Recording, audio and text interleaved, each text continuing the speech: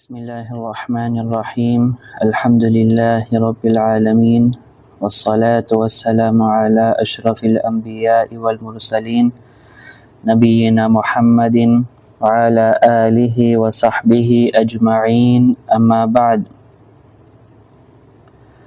Bilang paghahanda para sa darating na buwan ng Ramadan, halos isang buwan mula ngayon, pag-aaralan natin muli ang mga ahkam, ang mga batas at hatol tungkol sa pag-ayuno.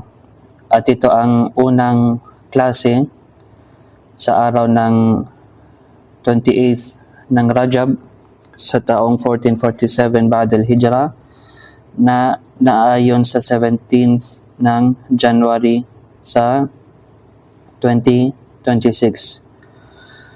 At ang aklat na gagamitin natin ay ang aklat na Manhaj As-Salikin ni Imam As-Sa'di rahimahullahu ta'ala.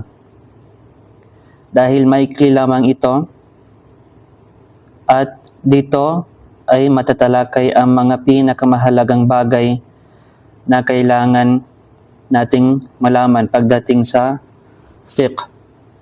At tinanong ko si Sheikh Arafat Al-Muhammadi hafizahullah ta'ala kung angkop ba ang aklat na ito para sa ating klase, at sinabi niya, naam, oo. At ang paraan ng ating klase ay magiging maikli at simple upang hindi ito maging mabigat para sa lahat, at kadalasan ay babanggitin natin ang qaul ar-rajih, ang pinakamalakas na opinion kapag may iba't ibang pananaw ang mga ulama sa isang issue, sa isang mas'ala. At babanggitin rin natin ano ang mga adilla nito, ano ang mga dalil, ano ang mga katibayan nito. At ang may akda, ang author ng kitab na ito ng Manhaj As-Salikin ay si Imam As-Sa'di rahimahullah ta'ala, at sapat na para malaman natin ang kaniyang katayuan at ang kanyang kaalaman na siya ay isa sa mga pinakamalapit na pinakamalapit na guro ni Sheikh Ibn al-Uthaymin rahimahullahu ta'ala. At marami siyang mga aklat na isinulat si Imam As-Sa'di rahimahullah ta'ala, at kabilang dito ay ang sikat na aklat na kilala natin na Tafsir As-Sa'di. So nag-send ako ng PDF file sa Telegram channel at nilagay ko ang exact na page kung saan tayo magsisimula, kung ano ang kukunin natin para sa mga klase natin. So sinabi niya sa aklat, Kitab As-Siyam. Kitab As-Siyam. At ang salitang kitab dito ay hindi nangangahulugan na aklat. Hindi ibig sabihin ng kitab dito ang aklat o libro gaya ng alam natin. Sa mga kutub, sa mga aklat ng mga ulama, kapag nais nilang banggitin o kapag nais nilang hatiin ang mga paksa sa kanilang aklat, hinahati nila ito sa kitab. Kaya makikita natin na bago ang Kitab As-Siyam, meron tayong Kitab Az-Zakah. At pagkatapos ng kitab na ito, ang Kitab As-Siyam, meron tayong Kitab Al-Hajj. Kaya ang ibig sabihin ng kitab dito ay ang kabanata. Ang kabanata. At ang ibig sabihin ng As-Siyam, lugatan, sa lingwahe, sa wika ng mga Arab, ay al-imsak. Al-imsak. At ang ibig sabihin ng al-imsak ay ang pagpigil o pag-iwas sa isang bagay. Ang pagpigil o pag-iwas sa isang bagay. Ito ay katulad ng sinabi ng Allah sa Quran tungkol sa kasabihan ni Maryam noong ipinanganak niya si Isa alayhi salam, si Propeta Isa. At bago niya ito dinala sa harap ng mga tao, kanyang sinabi, Inni nadhartu lirrahmani sawma falan ukallimal yawma insiya. Katotohanan, ako ay nanumpa sa Ar-Rahman Ibig sabihin ng Allah, ako ay nanumpa sa Ar-Rahman ng saum. At ang ibig sabihin ng saum dito ay ang pagpigil o ang pag-iwas. Kaya hindi ako makikipag-usap sa sino mang tao sa araw na ito. Kaya sa aya na ito, ginamit ang salitang saum para sa pagpigil. At ano naman ang kahulugan ng as-siyam sa Sharia? Sinabi ni Sheikh Ibn Uthaymin rahimahullah ta'ala sa kanyang aklat, Sharh al-Mumti', sinabi niya, ang definition ng as-siyam ay at-ta'abbud lillahi subhanahu wa ta'ala. Ito ay isang uri ng pagsamba sa Allahu Azza wa Jal bil imsaki 'anil akli wasyurbi wa sairil mufattirat, sa pamamagitan ng pagpigil o pag-iwas mula sa pagkain at pag-inom at lahat ng mga bagay na nakakasira ng pag-aayuno min tulu'il fajri ila ghurubi syams, mula sa pagsikat ng fajar, ang bukang liwayway, hanggang sa paglubog ng araw.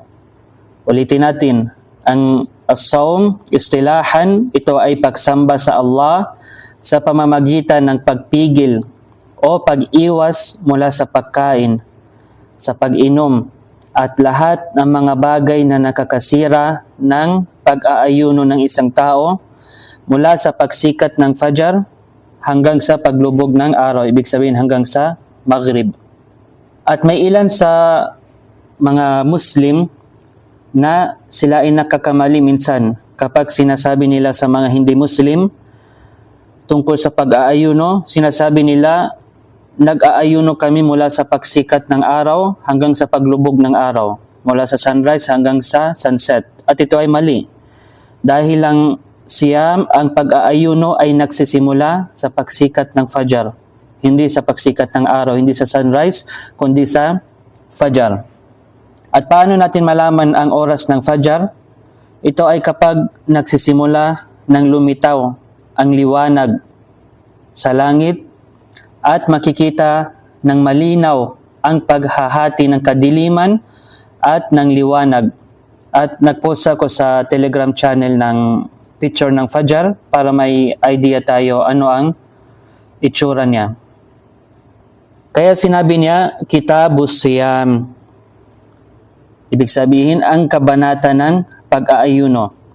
At papasok dito ang mga siyam, ang mga pag-aayuno na wajib, mga obligado, tulad sa Ramadan, at ang mga pag-aayuno na hindi wajib, ang mga pag-aayuno na hindi obligado, mga voluntary na mga pag-aayuno, tulad ng pag-aayuno sa araw ng Arafah, at iba pa, at papag-aralan natin ito biidhnillahi ta'ala. Pagkatapos kanyang sinabi, al-aslu fihi, at ang batayan nito. Ibig sabihin, ano ang batayan natin? Ano ang source natin? Ano ang reference natin tungkol sa siyam, tungkol sa pag-aayuno? Sinabi niya, at ang batayan nito ay nasa kasabihan ng Allah sa Suratul Baqarah, Ya ayyuhalladhina amanu, kutiba alaykumus siyam kama kutiba alal ladhina min qablikum al-ayat. O kayong mga mananampalataya, itinakda at inobliga para sa inyo ang pag-aayuno tulad ng pagtakda nito sa mga nauna sa inyo. At ano ang mga pakinabang na makukuha natin dito? Una, ang pag-aayuno ay isang obligasyon mula sa Allahu Azza wa Jal. At hindi ito isang kasanayan lamang ng mga tao na gagawin ko ito kasi nag-aayuno ang mga Muslim. Gagawin ko ito kasi lahat ng mga tao sa bahay ay nag-aayuno. Kundi ito ay isang obligasyon mula sa Allah. Kaya kinakailangan nating ilagay sa ating isipan na ito ay isang uri ng pagsamba. Ikalawa, ang pag-aayuno ay hindi lamang inutos sa umma ni Propeta Muhammad sallallahu alaihi wasallam. Bakos ito ay inutos din sa mga naunang mga umma, sa mga naunang mga nasyon na nauna sa atin. Ikatlo, ano ang dahilan kung bakit inutos ng Allah ang pag-aayuno? Ano ang pakinabang na makukuha ng mga alipin ng Allah? Upang magutom sila? Upang mauuhaw sila? Hindi. Kundi upang sila ay magkaroon ng taqwa. Upang sila ay magkaroon ng taqwa, takot sa Allahu Azza wa Jal.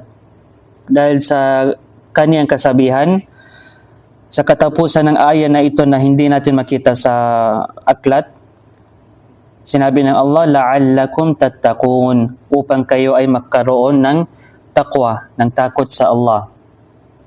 At ang pag-aayuno sa buwan ng Ramadan, ito ay isang rukun, ito ay isang haligi mula sa mga haligi ng al-Islam.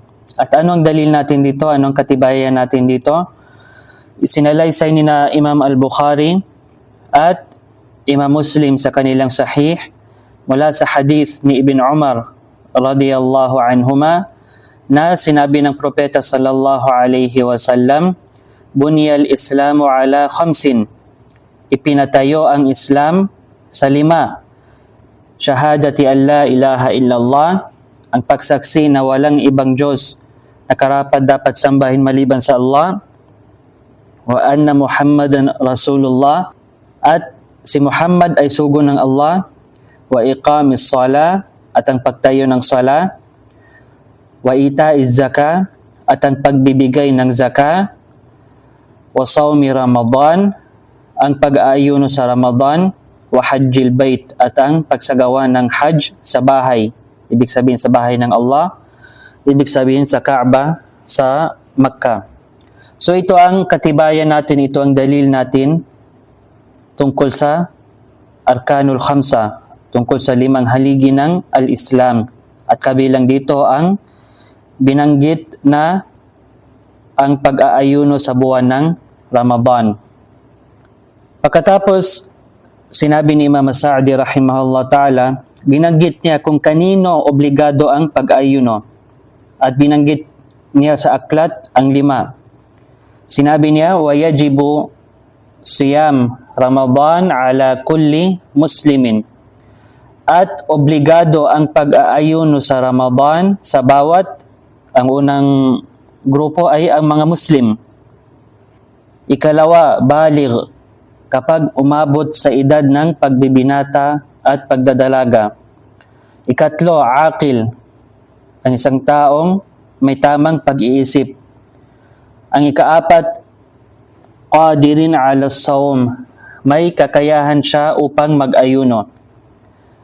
At ang 5, biru'yati hilalihi, sa pagtingin ng buwan, aw ikmal Sha'ban 30 yawma, o sa pamamagitan ng pagkompleto ng Sha'ban ng 30 araw, ng 30 days.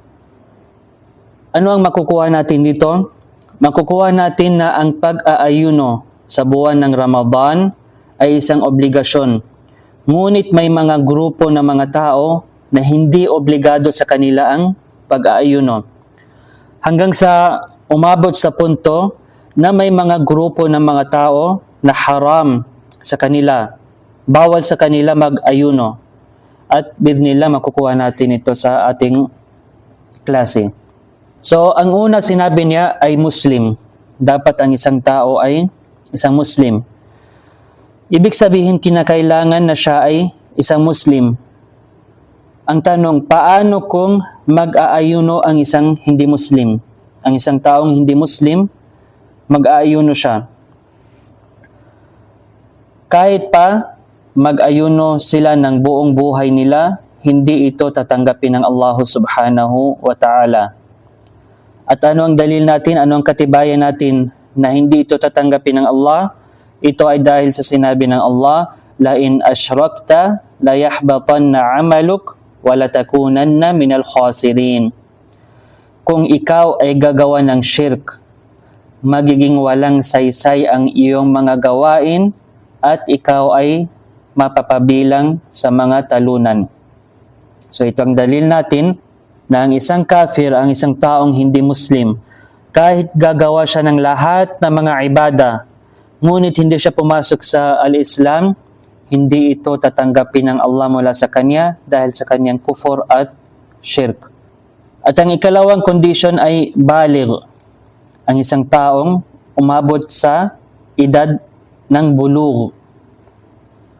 O pwede natin sabihin, umabot sa edad ng pagbibinata o pagdadalaga. At paano natin malaman na ang isang tao ay umabot sa edad ng bulugh? Binanggit ng mga ulama na may tatlong bagay. May tatlong bagay na kapag lumitaw ang alinman dito sa isang tao, siya ay itinuturing na isang baligh. Itong tatlong bagay, kahit saan dito mauna, kapag lumitaw ito sa isang tao, itinuturing siya isang baligh o umabot sa edad ng pagbibinata o pagdadalaga. Ang una dito ay ang pagtubo ng buhok sa harapang pribadong bahagi ng isang tao. Ang ikalawa, ang paglabas ng mani o ang similya, maging ito man ay mula sa ihtilam dahil sa panaginip, sa tulog, o iba pa. Ang ikatlo, kapag umabot siya sa edad na 15. Umabot siya sa edad na 15. At sa Islam, kapag binabanggit natin ang edad ng isang tao, halimbawa, inutusan tayo ng Allah, ng Propeta sallallahu alaihi wasallam, na utusan natin ang ating mga anak na magsala sa edad ng 7 at paluin sila sa edad ng 10. So, binanggit dito ang mga edad. At dito sa isa sa mga palatandaan ng bulugh ay dapat umabot siya sa edad na 15. Ang tinutukoy dito ay ang kanyang edad sa Hijri calendar. Sa Hijri calendar. Hindi tinutukoy dito ang Gregorian calendar. At kailangan natin malaman na ang Hijri calendar ay kulang ng 10 araw kumpara sa Gregorian calendar. So halimbawa, inutusan tayo ng Propeta sallallahu alaihi wasallam na paluin ang ating mga anak na hindi mabali ang kanilang buto, hindi abot sa ganun na punto. So inutusan tayo na paluin sila kapag hindi sila magsala sa edad ng 10. Kung kukunin natin ang calendar ng Gregorian at doon tayo magbabase, sa realidad, ang kanyang edad sa Hijri ay 10 taon at 100 days. So nawala sa kanya ang 500 na mga salawat kung saan hindi natin na-implement ang sunan ng Propeta sallallahu alaihi wasallam, ang utos ng Propeta sallallahu alaihi wasallam. Kaya kapag ang isang tao ay umabot sa edad ng 15, kung sabihin natin sa Gregorian calendar, ang kanyang edad sa Hijri ay halos 15 years and 5 months. Kaya dapat malaman natin ang puntong ito. At ang ikaapat na palatandaan, at ito ay particular para sa mga kababaihan, at ito ay ang regla, ang menstruation. So alinman sa mga palatandaang ito ang mauna, maging tumubo ang buhok sa pribadong bahagi ng isang tao, o kapag nilabasan siya ng mani, maging ito man ay mula sa ihtilam dahil sa panaginip o iba pa, o umabot siya sa edad ng 15 sa Hijri calendar, o dinatnan ng isang babae ng regla, kahit saan man dito nauna, itinuturing na umabot na siya sa edad ng bulugh o siya ay naging isang baligh, kahit pa ang kanyang edad ay 8 years old. Kaya sa edad na ito, kapag ang isang tao ay isang baligh, magiging wajib sa kanya ang lahat ng mga wajibat, ang lahat ng mga obligasyon na inutos sa isang Muslim, at mananagot siya at may susulat na ang kanyang mga kasalanan. At ano ang makukuha natin dito? Makukuha natin dito na hindi obligado ang siyam, ang pag-aayuno para sa isang bata. na hindi umabot sa edad ng bulugh. Ngunit kahit hindi ito obligado sa kanila, sa mga bata, kinakailangan pa rin turuan natin sila at sanayin sa pag-aayuno.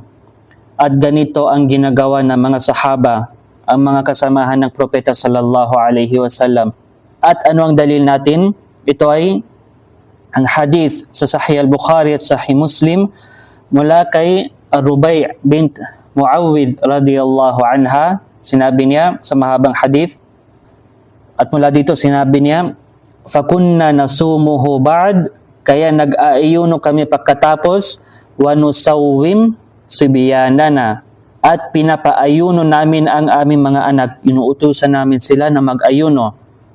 "Wa naj'alu lahum al-lu'ba min al-'ihn," at ginagawa namin sila ng laruan mula sa al-'ihn, ibig sabihin ang wool.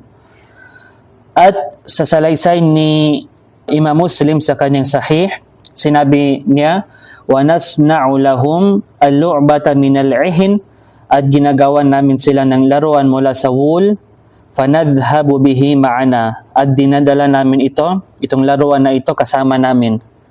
"Fa idza sa'aluna at-ta'am a'tainahum al-lu'ba," kapag humihingi sila, ang aming mga anak, ng pagkain mula sa amin, binibigyan namin sila ng laruan na ito. "Tulhihim hatta yutimmu sawmahum," upang maaliw sila, upang ma-distract sila at ma-entertain sila hanggang sa makumpleto nila ang kanilang pag-aayuno. So ito ang ginagawa ng mga sahaba radiyallahu anhum. Kaya kung hindi nila kayang mag-ayuno, masalan, ang isang bata, hindi nila kayang mag-ayuno ng buong araw.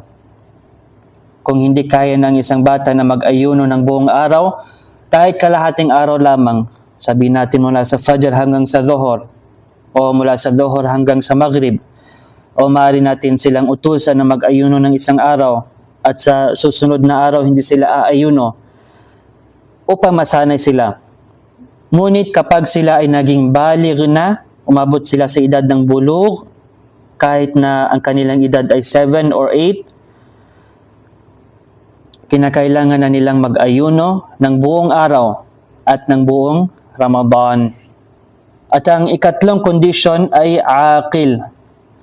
Ang ikatlong condition ay dapat ang isang tao ay dapat aqil, dapat may matinong pag-iisip. Ibig sabihin, kapag ang isang tao ay baliw, hindi obligado sa kanya ang pag-aayuno. At ano ang katibayan nito na kinakailangan dapat matino ang kanyang pag-iisip? At gayon din, ano ang dalil, katibayan natin, dapat umabot ang isang tao sa edad ng bulugh bago maging wajib sa kanya ang pag-aayuno o kahit anumang mga ibada. At ang dalil na ito ay hadith ni Aisha radiyallahu anha, kung saan sinabi niya, "Rufi'al qalam an thalatha." Itinaas ang panulat mula sa tatlo. Itinaas ang al-qalam, ibig sabihin ng pen, mula sa tatlong grupo ng mga tao. Ibig sabihin, hindi sila mananagot kung hindi nila ginawa ang isang obligasyon, o kung sila ay nakasala, hindi sila mapaparusahan.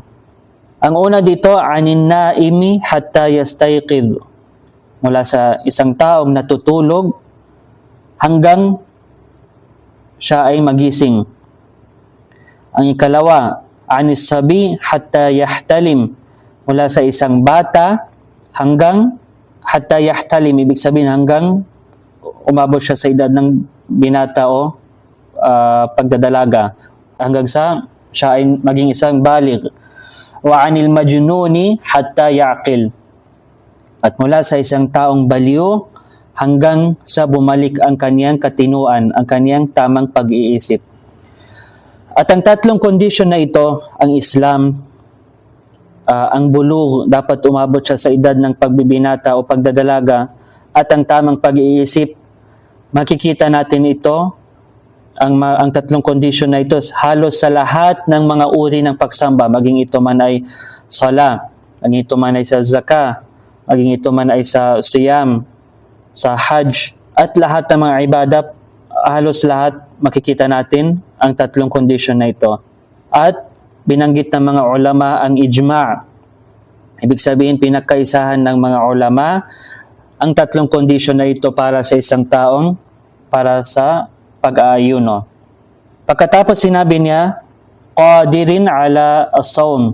Qadirun ala as-sawm. Dapat may kakayahan siya na mag-ayuno.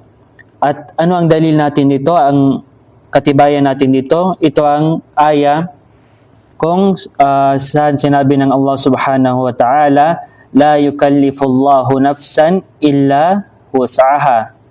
Hindi inaatasan ng Allah ang isang kaluluwa ng anumang bagay maliban kung may kakayahan siya. At ito ay nasa Suratul Baqarah. At sino-sino ang mga grupo ng mga tao na maaari nating sabihin na wala silang kudra, wala silang kakayahan. At inshallah, tatalakayin natin ito ng detalyado kapag babanggitin ito ni Imam Sa'di rahimahullah ta'ala. Lakin khulasatan, pero sa buod, ang una, ang isang taong musafir, ang isang taong manlalakbay. Ang ikalawa, ang isang taong may sakit. Ang ikatlo, ang isang matanda. Ang ikaapat, ang isang buntis. Ang ikalima, ang isang nanay na nagpapadede. So, khulasatan ito ang 5 grupo ng mga tao na kapag sila ay natatakot na mahirapan sila at nakakapinsala ang pag-aayuno sa kanilang katawan, so mahulog sila sa kategory na wala silang kakayahan na mag-ayuno. At nila kukunin natin ang tafasil, ang detalyado nito sa kitab na ito nila ta'ala. Pagkatapos, kanyang sinabi, biru'yati hilalihi aw ikmali Sha'ban 30 yawma. Ang ikalimang kondisyon ay dapat makita ang hilal, ang bagong buwan, ang crescent. Aw ikmali Sha'ban 30 yawman. O dapat makumpleto ang Sha'ban, ang buwan ng Sha'ban, ng 30 days. At sa Hijri na calendar, meron tayong ang isang buwan ay either 29 days o 30 days. Ang isang buwan ay either 29 days o 30 days. Anong dalil natin? Sinabi ng Propeta sallallahu alaihi wasallam sa hadith sa Sahih al-Bukhari at Sahih Muslim, "Ash-shahru yakunu 29 wa yakunu 30." Ang isang buwan ay maaring 29, ibig sabihin 29 days o 30 days. At paano natin malalaman kung papasok na ang bagong buwan? Ang sagot, ito ay kapag lumitaw ang hilal, ang bagong buwan sa ika-29th na araw. Kapag ito ay lumitaw, ang sumusunod na araw ay makonsider na ang unang araw ng susunod na buwan.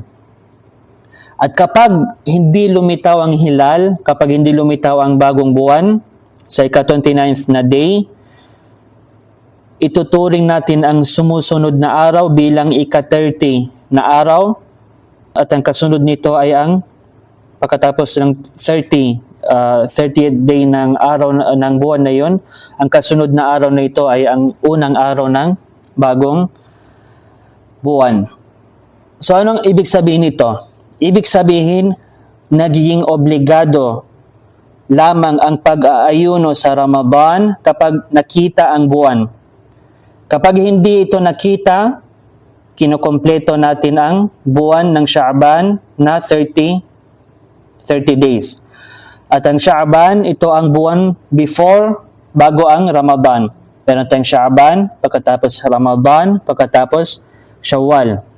At ano ang dalil nito na magiging wajib lang ang pag-ayuno sa Ramadan kapag nakita natin ang hilal? Ito ang utos ng Allah subhanahu wa ta'ala, "Faman shahida minkumus shahra falyasum." Sino man sa inyo ang sumaksi ng buwan, nararapat na mag-ayuno siya. At ito ay nasa Suratul Baqarah. At sa hadith naman, ano ang dalil natin mula sa hadith ng Propeta sallallahu alaihi wasallam?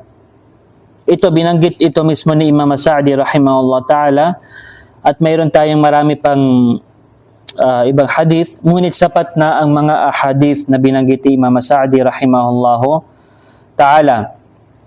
Sinabi ng Propeta sallallahu alaihi wasallam sa hadith na muttafaqun alayh, ibig sabihin, kung sabihin natin ang isang hadith ay muttafaqun alayh, ibig sabihin, ito ay nasa Sahih al-Bukhari at Sahih Muslim at napagkasunduan nila ang hadith na ito. So sinabi niya doon, sinabi ng Propeta sallallahu alaihi wasallam, "Idza ra'aytumuhu fasumu." Kapag nakita ninyo ito, mag-ayuno kayo. "Wa idza ra'aytumuhu faaftiru." At kapag nakita ninyo ito, ibig sabihin ng hilal, ang bagong buwan, mag-fitr kayo, itigil ninyo ang inyong pag-ayuno. Ibig sabihin, ito ay palatandaan na kapag nakita ang buwan, ang susunod na araw ay ang Eidul Fitr. At kapag fa'in ghumma alaykum, at kapag natakpan ito sa inyo, dahil sa ulap, halimbawa, faqduru lahu, tansyahin ninyo ito, i-estimate ninyo ito. Ano ang ibig sabihin ng faqduru lahu? Anong ibig sabihin na i-estimate ninyo ito? At ang explanation nito ay nasa ibang riwaya, sa ibang salaysay ng hadith, kung saan sinabi ng Propeta sallallahu alaihi wasallam, faqduru lahu 30. Kompletuhin ninyo ito ng 30 araw. Kompletuhin ninyo ito ng 30 araw. At sa iba pang salaysay, فَأَكْمِلُوا عِدَّةَ شَعْبَانَ 30. Kompletohin ninyo ang bilang ng Sha'ban ng 30 araw, ng 30 days. At ito ay nasa Sahih al-Bukhari. At kapag pinagsama-sama natin ang mga ahadith, lalong nagiging malinaw ang kahulugan ng mga ahadith, sapagkat ipinapaliwanag ng bawat riwaya, ang bawat salaysay ang isa't isa. Kaya makita natin na inatasan tayo ng Allah, inutusan tayo ng Allah sa Quran at kanyang sugo sallallahu alaihi wasallam sa sunnah na matutukoy lamang, malalaman lamang natin ang pagpasok ng Ramadan sa pamamagitan ng pagtingin ng buwan. Ang tanong, ano ang hatol, anong hukom sa paggamit ng kalendaryo, ng calendar? Maaari ba natin itong gamitin upang malaman natin kung kailan magsisimula ang Ramadan? Ang sagot ay hindi. Bakit? Sapagkat gaya ng nabanggit natin, inutusan tayo na mag-ayuno lamang kapag nakita ng ating sariling mga mata ang buwan na siyang palatandaan ng pagpasok ng buwan ng Ramadan. Pagkatapos nito, binanggit ni Imam Sa'di rahimahullah ta'ala ang bagong mas'ala, ang bagong issue, ang bagong paksa. Ilang tao ba ang kinakailangan na makasaksi sa buwan upang mapatunayan ang pagpasok ng bagong buwan? Sapat ba na isa o dalawa? O kailangan lahat ng mga tao, bawat isa sa mga Muslim, dapat makita nila ang buwan bago sila mag-aayuno? So, sinabi niya dito, وَيُصَامُ بِرُؤْيَةِ عَدْلٍ لِهِلَالِهِ. At nagiging obligado ang pag-aayuno sa pagtingin ng isang mapagkakatiwalaang tao sa hilal. So sa Ramadan, isa lang ang kailangan natin na saksi. وَلَا يُقْبَلُ فِي بَقِيَّةِ الشُّهُورِ إِلَّا عَدْلًا. At hindi tinatanggap sa iba pang mga buwan, maliban kung may dalawang mapagkakatiwalaang saksi. So sa Ramadan, sapat ang isang saksi. Sa ibang mga buwan, kailangan dalawang saksi. So ano ang dalil natin, anong katibayan natin na sapat ang isang tao na nakasaksi sila ng hilal para malaman natin na pumasok ang Ramadan? At ang dalil nito ay nasa Sunan ni Abi Dawud rahimahullah ta'ala ang hadith ni Ibn Umar radiyallahu anhuma kung saan sinabi niya, "Tara an-nasul hilal." Hinahanap ng mga tao ang hilal. Fa akhbartu Rasulullah sallallahu alaihi wasallam anni ra'aituhu. At sinabi ko sa sugo ng Allah sallallahu alaihi wasallam na nakita ko ito. Fasamahu wa amara an-nas bisiyamihi. Kaya nag-ayuno siya, nag-ayuno ng propeta sallallahu alaihi wasallam at inutusan niya ang mga tao na mag-ayuno. At ano ang makukuha natin sa hadith na ito? Makukuha natin na sapat ang isang mapagkakatiwalaang saksi upang mapatunayan ang pagpasok ng Ramadan kapag nakita niya ang buwan.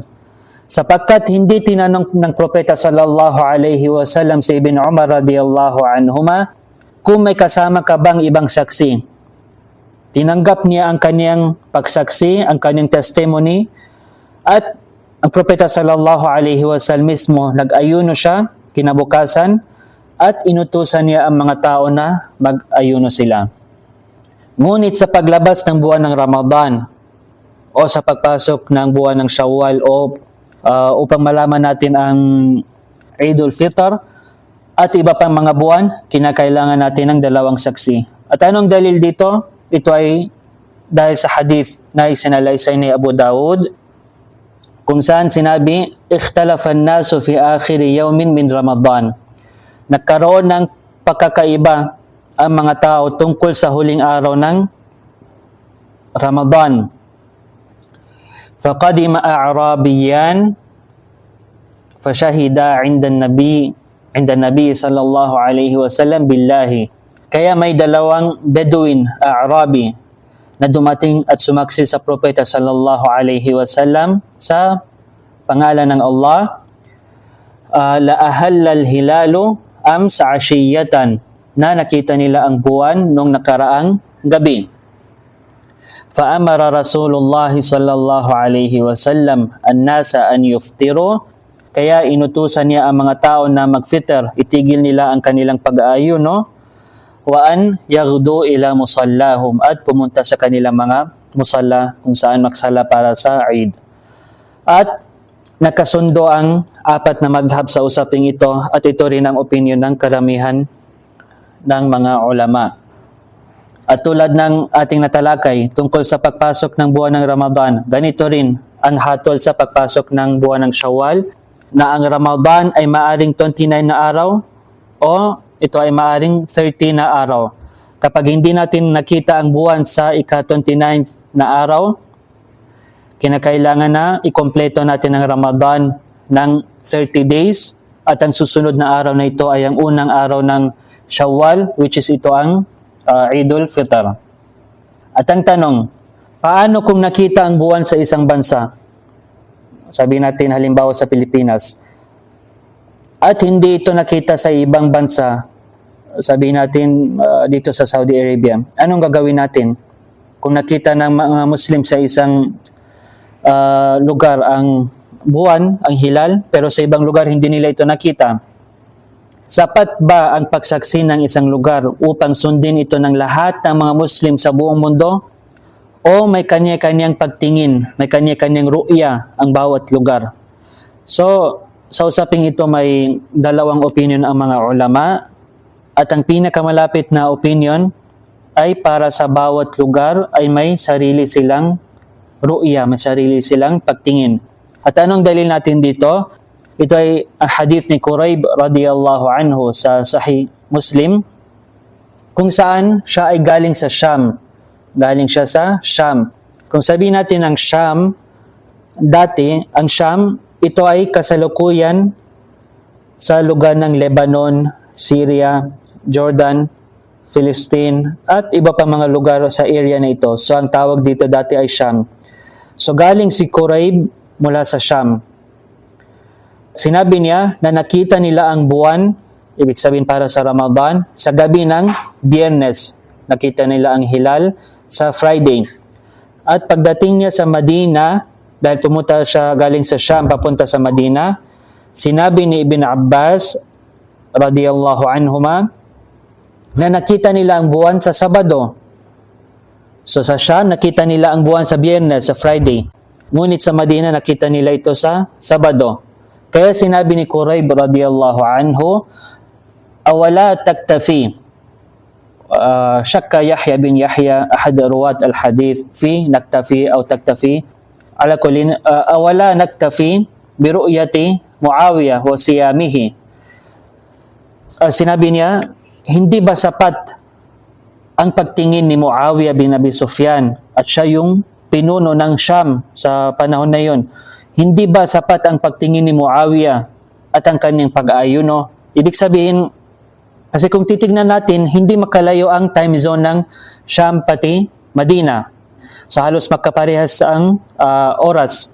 So sinasabi niya na nakita nila ang buwan sa Sham sa Biyernes. So hindi ba dapat sundin natin sila? Bakit kayo nag-ayuno sa Sabado? Sinasabi niyo nakita ninyo ang hilal sa Sabado. Ano ang sinabi ni Ibn Abbas radiyallahu anhuma? Sinabi niya, la, hindi. Hakadha amarana Rasulullah sallallahu alaihi wasallam. Ganito ang iniutos sa amin ng sugo ng Allah sallallahu alaihi wasallam. Ito ang inutos sa amin ng propeta sallallahu alaihi wasallam. Ano ang makuha natin dito?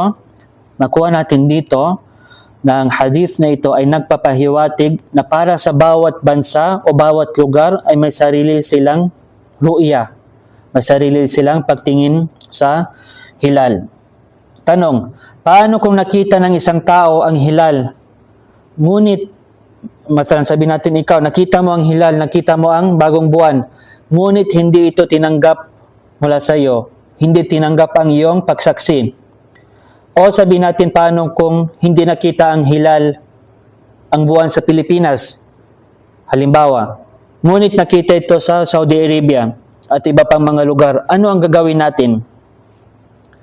Kinakailangan, ang sagot, kinakailangan natin sundin kung ano ang gagawin ng karamihan ng mga Muslim sa lugar.